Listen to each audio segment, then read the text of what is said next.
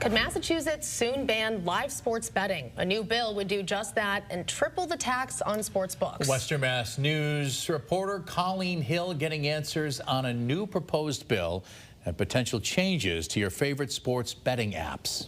We're not trying to say that there shouldn't be sports betting. We're not trying to say that there shouldn't be gambling. Massachusetts lawmakers are moving to tighten the rules around sports betting after seeing just how quickly online and app-based gambling has taken off in the state.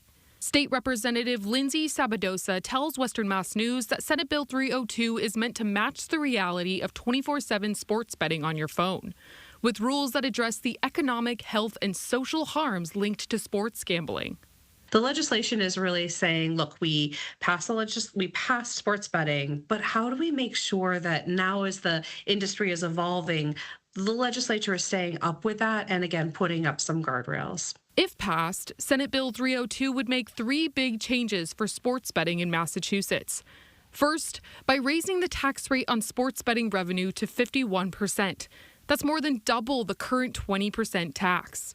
Second, this legislation would also ban in-play or live betting. Those are wagers you place while a game is already underway. Operators would have to pull those options off their apps and websites.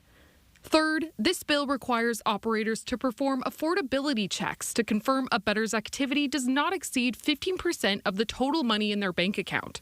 Sabadosa says these checks help Massachusetts bettors avoid spending more than they can afford. I don't want the government to have to be sort of like the nanny of people, but I also want people to have realization that when they're in that moment, if you're spending more than 15% of your available cash, you may not be able to make your rent this month, or you may not be able to make your car payment. David Nangle, the executive director of Stop iGaming in Massachusetts, or SIGMA, calls this type of legislation a positive step for all gamblers in the state. His concern about gambling, especially for young people, is personal. Nangle served as a state representative for Lowell for 22 years. He says his own gambling addiction became so severe, it cost him his career. Kids are smart with technology, we know that, and they're able to access through their parents' accounts or their older siblings' accounts via their credit cards, via their information. And so it's really of grave concern to me because of my own history. So I've dedicated my time, whatever time I have left, to educate anyone about problem gambling. Now, Nangle and SIGMA are focused on what they call the growing threat of online gambling.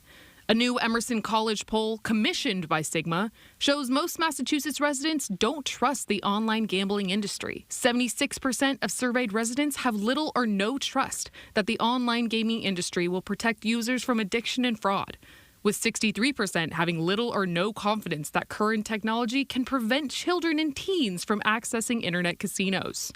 Nangle says gambling, especially through a mobile device, is much more dangerous, as it has little to no stopping point.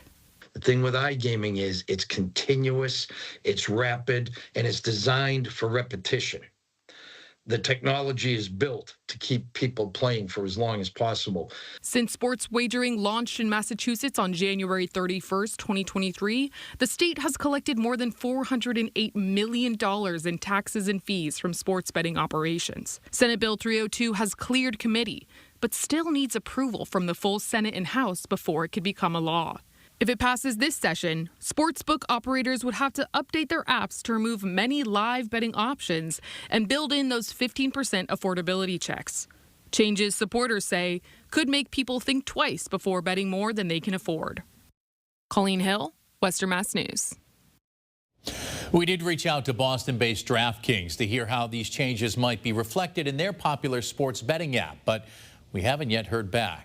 If you or someone you know is struggling with gambling, the Massachusetts Problem Gambling Helpline is available 24/7. We have that number and a link to more resources inside this story right up on our website now.